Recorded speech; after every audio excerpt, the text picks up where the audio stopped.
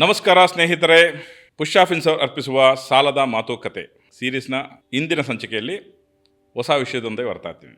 ಕಳೆದ ಸಂಚಿಕೆಯಲ್ಲಿ ಮಾತಾಡಿದ್ವಿ, ಒಬ್ಬ ಸ್ನೇಹಿತ ಬಂದ ಕಸ್ಟಮರ್, ಈ ಕಮ್ ಆ್ಯಸ್ ಎ ಕಸ್ಟಮರ್, ಆಮೇಲೆ ಅವರು ಸ್ನೇಹಿತರಾದರು ಅಂತ ಹೇಳಿದೆ. ಆ ಪ್ರೇರಣಾ ವಿಚಾರಗಳಲ್ಲಿ ಮಾತಾಡ್ತಾ ಶುರು ಮಾಡಿದ್ವಿ. ಫ್ರಸ್ಟ್ರೇಷನಲ್ಲಿ ಮಾತಾಡಿದ್ರು, ನಮಗೆ ಲೋನ್ ಕೊಡಲ್ಲ, ಅಂಬಾನಿ ಅದಾನಿಗೆ ಲೋನ್ ಕೊಡ್ತಾರೆ ಅಂತ ಮಾತಾಡಿದ್ರು. ಅದಾದಮೇಲೆ ಅವರಿಗೆ ಪಾಲಿಸಿ ಬಗ್ಗೆ ಅರ್ಥ ಮಾಡ್ಸೋಕ್ಕೆ ಫ್ರೇಮ್ವರ್ಕ್ 6C ಫ್ರೇಮ್ವರ್ಕ್ನ ಎಕ್ಸ್ಪ್ಲೇನ್ ಮಾಡಿದೆ.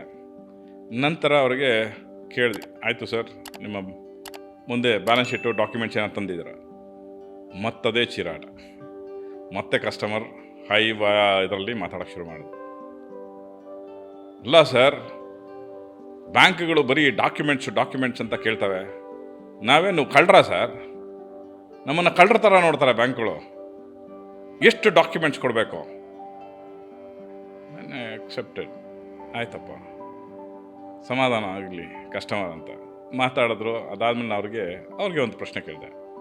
ಸರ್, ನೀವು ಹೇಳಿದ್ರಿ ನೀವೊಬ್ಬರು ಬಿಸ್ನೆಸ್ ಮ್ಯಾನ್, ಎಷ್ಟೋ ಜನ ಕೆಲಸ ಮಾಡ್ತಿದ್ದಾರೆ, ನಿಮ್ಮ ನೆಟ್ವರ್ತ್ ಏನು ಎಲ್ಲ ಮಾತಾಡಿದ್ರಿ, ಸಂತೋಷ.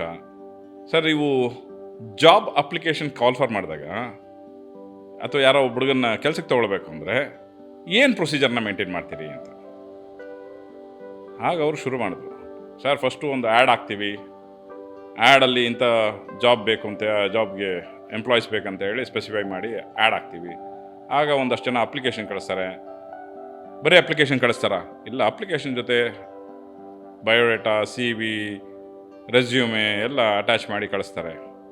ಆಮೇಲೆ ಅದನ್ನು ಶಾರ್ಟ್ ಲಿಸ್ಟ್ ಮಾಡ್ತೀವಿ, ನೋಡ್ತೀವಿ ಯಾರು ಯಾವ ಕೆಲಸಕ್ಕೆ ಎಷ್ಟು ಸೂಟ್ ಆಗಿದ್ದಾರೆ ಎಲ್ಲನೂ ಅರ್ಥ ಮಾಡ್ಕೊಳ್ಳೋಕ್ಕೆ ಟ್ರೈ ಮಾಡ್ತೀವಿ. ಅದಾದಮೇಲೆ ಒಂದಷ್ಟು ಜನಕ್ಕೆ ಇಂಟರ್ವ್ಯೂ ಕಾಲ್ ಕರೆಸ್ತೀವಿ.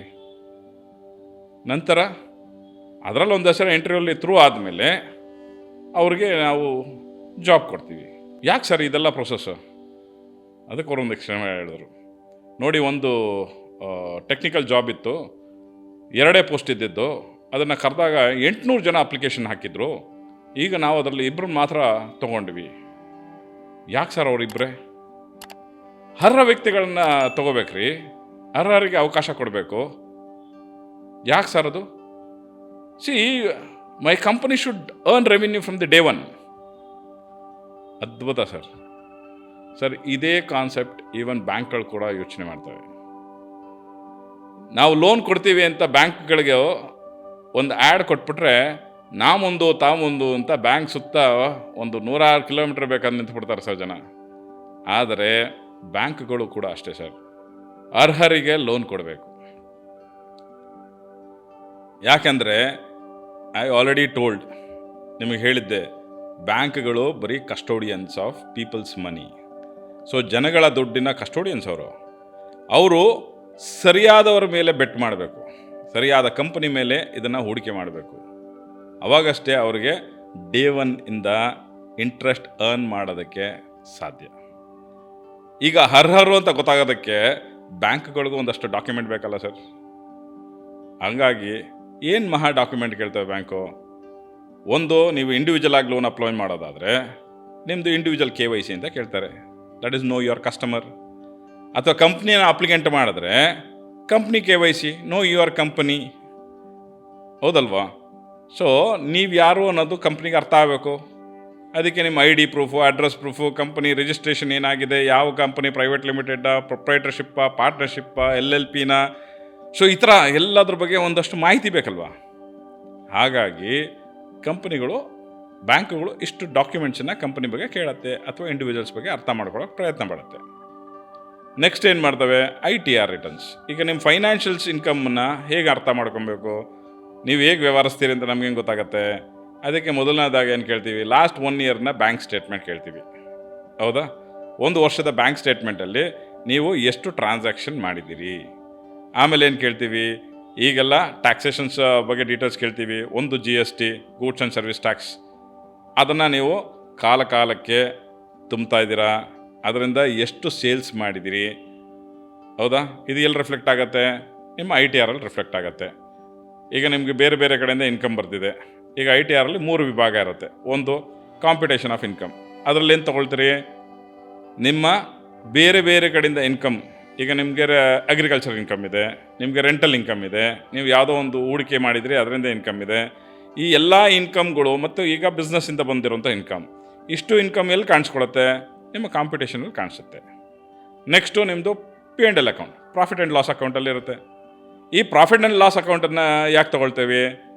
ಅದರಲ್ಲಿ ನಿಮ್ಮ ರೆವಿನ್ಯೂ, ಈಗ P&L ಏನಿರುತ್ತೆ, ಬಲಗಡೆ ನಿಮ್ಮದು ರೆವಿನ್ಯೂ, ಎಡಗಡೆ ಏನಿರುತ್ತೆ ಗ್ರಾಸ್ ಪ್ರಾಫಿಟ್ಟು, ಅದರಿಂದ ಬಂತ ನೀವು ಎಷ್ಟು ಸಂಪಾದನೆ ಮಾಡಿದ್ರಿ, ಆಮೇಲೆ ನೀವು ಏನೇಂದ್ರ ಮೇಲೆ ಖರ್ಚು ಮಾಡಿದಿರಿ, ಆಮೇಲೆ ಈಗ ಕಂಪನಿ ಪ್ರಾಫಿಟಲ್ಲಿದೆಯೋ ಅಥವಾ ಲಾಸಲ್ಲಿದೆಯೋ.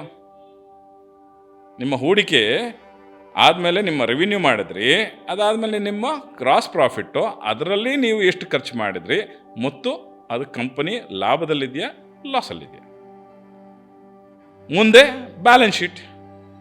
ಬ್ಯಾಲೆನ್ಸ್ ಶೀಟಲ್ಲಿ ಏನು ಬರುತ್ತೆ? ಬಲಗಡೆ ಪೂರ್ತಿ ನಿಮ್ಮ ಅಸೆಟ್ಸು, ಎಡಗಡೆ ನಿಮ್ಮ ಲಯಬಿಲಿಟೀಸು.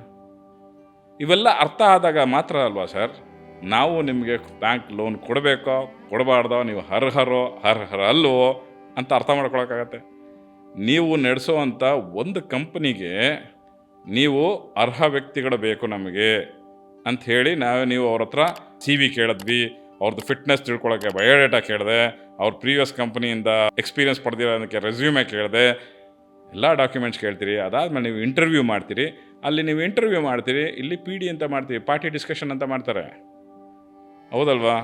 ಸೊ ನೀವು ಅಲ್ಲೂ ನೀವು ಬ್ಯಾಕ್ಗ್ರೌಂಡ್ ವೆರಿಫಿಕೇಷನ್ ಆಫ್ ಎಂಪ್ಲಾಯಿ ಮಾಡಿಸ್ತೀರಿ. ಇಲ್ಲಿ ನಿಮ್ಗಳು ಬ್ಯಾಕ್ಗ್ರೌಂಡ್ ವೆರಿಫಿಕೇಷನ್ ಆಗುತ್ತೆ to know who you are. So ನಿಮ್ಮ ಕಂಪನಿ ಹೆಂಗೆ ನಡೆಸ್ತೀರೋ ಹಾಗೆ ಬ್ಯಾಂಕ್ಗಳು ಕೂಡ ಅವ್ರ ವ್ಯವಹಾರನ ಅಷ್ಟೇ ಸರಿಯಾಗಿ ನಡೆಸ್ಕೊಂಡು ಹೋಗ್ಬೇಕಾಗತ್ತೆ. ಸೊ ನೀವು ಬ್ಯಾಂಕ್ಗಳ ಜೊತೆ ಕೋಆಪ್ರೇಟ್ ಮಾಡಿ. ಅವ್ರು ಕೇಳೋಂಥ ಡಾಕ್ಯುಮೆಂಟೇಷನ್ಸು ಅದು ಅವರ ಪಾಲಿಸಿ. ಈಗ ನೀವು ಒಂದು ಎಂಪ್ಲಾಯಿನ ತೊಗೊಂಡು ರೆವಿನ್ಯೂ ಜನ್ರೇಟ್ ಮಾಡೋದಕ್ಕೆ ನೀವೇನು ಪಾಲಿಸಿಗಳನ್ನ ಇಟ್ಕೊಂಡಿದ್ದೀರೋ, ಬ್ಯಾಂಕ್ಗಳು ಕೂಡ ಅದೇ ರೀತಿ ಅವರ ಪಾಲಿಸಿಯನ್ನು ಮೇಂಟೈನ್ ಮಾಡಿದ್ದಾರೆ. ನೀವು ಅವ್ರ ಜೊತೆ ಸಹಕರಿಸಿದಾಗ ಮಾತ್ರ ಬ್ಯಾಂಕ್ಗಳು ಕೂಡ ಸರಿಯಾಗಿ ಡಿಸಿಷನ್ನ ತೊಗೊಳಕ್ಕಾಗತ್ತೆ. ಈಗ ಎಷ್ಟು ಜನ ನೀವು ವೀಕ್ಷಕರು ನೋಡ್ತಾ ಇದ್ದೀರಿ, ಇದ್ರ ಬಗ್ಗೆ ನಿಮ್ಮ ಅನಿಸಿಕೆಗಳೇನು? ಮತ್ತು ನಿಮಗೆಲ್ಲರಿಗೂ ಒಂದು ಪ್ರಶ್ನೆ, ಈ ಬ್ಯಾಲೆನ್ಸ್ ಶೀಟನ್ನು ಬ್ಯಾಲೆನ್ಸ್ ಶೀಟ್ ಅಂತಲೇ ಯಾಕೆ ಕರೆದ್ರು? ಇದನ್ನು ನೀವು ಕಮೆಂಟ್ ಮುಖಾಂತರ ನನಗೆ ತಿಳಿಸಿ. ಮತ್ತು ನೀವು ಮ್ಯಾನುಫ್ಯಾಕ್ಚರರ್ ಆಗಿದ್ದರೆ ಅಥವಾ ಟ್ರೇಡರ್ಸ್ ಆಗಿದ್ದರೆ, ನೀವು ಕೂಡ ಬ್ಯಾಂಕಿನ ಲೋನ್ ಅಪ್ಲೈ ಮಾಡಬೇಕು ಅಂತಿದ್ರೆ, ನಮ್ಮ ಜೊತೆ 1-to-1 ಕನ್ಸಲ್ಟೇಷನ್ ಮಾಡಬೇಕು ಅಂತಿದ್ರೆ, ಈಗ ಕೆಳಗಡೆ ತೋರಿಸಿರುವಂಥ ವಾಟ್ಸಪ್ ನಂಬರಲ್ಲಿ ಲೋನ್ ಅಂಥೇಳಿ ಟೆಕ್ಸ್ಟ್ ಮಾಡಿ, ನಾವು ನಿಮ್ಮ ಜೊತೆ ಅಪಾಯಿಂಟ್ಮೆಂಟ್ ಫಿಕ್ಸ್ ಮಾಡಿ 1-to-1 ಕನ್ಸಲ್ಟೇಷನ್ ಮಾಡೋಣ. ಇವತ್ತಿನ ಸಾಲದ ಮಾತುಕತೆ ಇಲ್ಲಿಗೆ ಮುಗಿಯುತ್ತೆ. ನೀವೇನಾದರೂ ಇನ್ನೂ ಸಬ್ಸ್ಕ್ರೈಬ್ ಆಗಿಲ್ಲ ಅಂದರೆ ಈ ಕೂಡಲೇ ಸಬ್ಸ್ಕ್ರೈಬ್ ಮಾಡಿ, ಬೆಲ್ ಬಟನ್ ಒತ್ತೋದನ್ನು ಮರಿಬೇಡಿ. ನಮಸ್ಕಾರ.